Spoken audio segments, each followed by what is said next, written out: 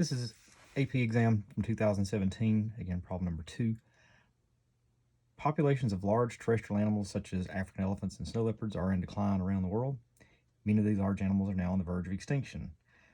This chart shows you the estimated African elephant populations on the African continent from year 1970 through 2015, where they went from 2 million dropping off to 600,000.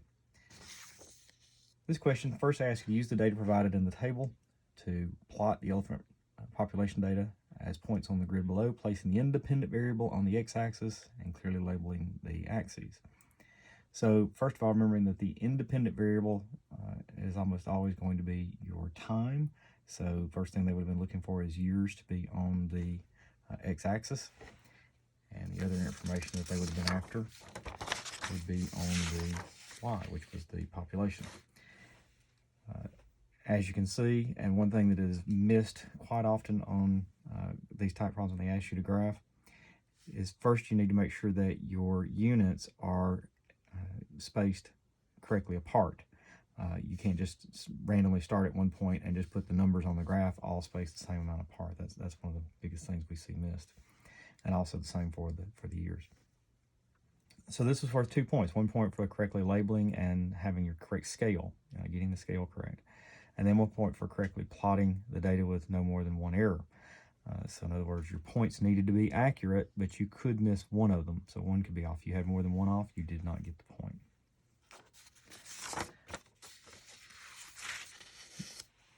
B part asks you to calculate the percent loss of elephants in Africa from 1970 to 2000 and show all work. The International Union for Conservation of Nature, the IUCN, estimates that the elephant population will decline by another 20% between 2015 and 2022. They want you to use that estimate to calculate how many elephants will be left in Africa in 2022, and again, showing all work. So for the B portion of that question, it said to calculate the percent loss from 1970 to 2000. Well, going back to the original table, in 1970 there were 2 million elephants. And when they make it up to the year 2000, it was 400,000. And that is probably one of the most missed areas right there. A lot of people would have skipped all the way to the end and taken 2015, but the question said 2000. So in 2000, it was 400,000. So to calculate percent decrease, it's the amount that you start with, which is the 2 million, minus what you end up with, divided by what you started with. Well, 2 million minus 400,000 is going to give us 1,600,000 divided by the 2 million.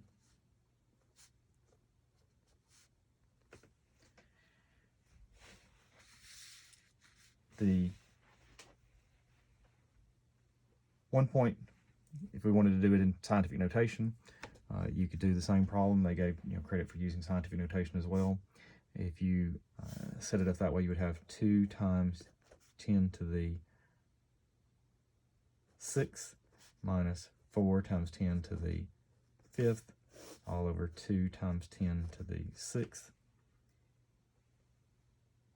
And then when you simplify here, you end up with, again, you'd still end up in the same place, 1.6 times 10 to the 6th over 2 times 10 to the 6th.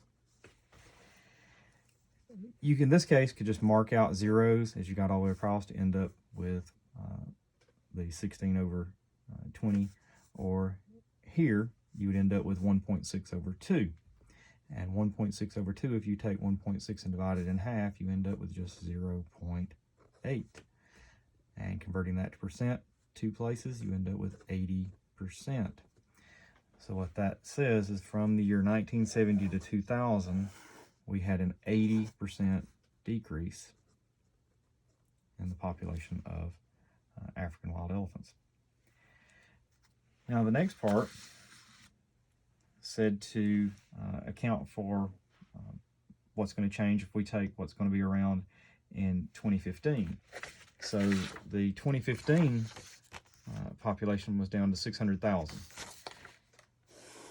So this is the C part. C part says you're starting off with 600,000 elephants.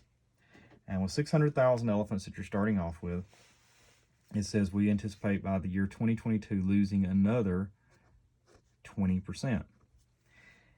And losing another 20%, how do you take 20% of something? Well, the simple thing there is to remember that of means to multiply.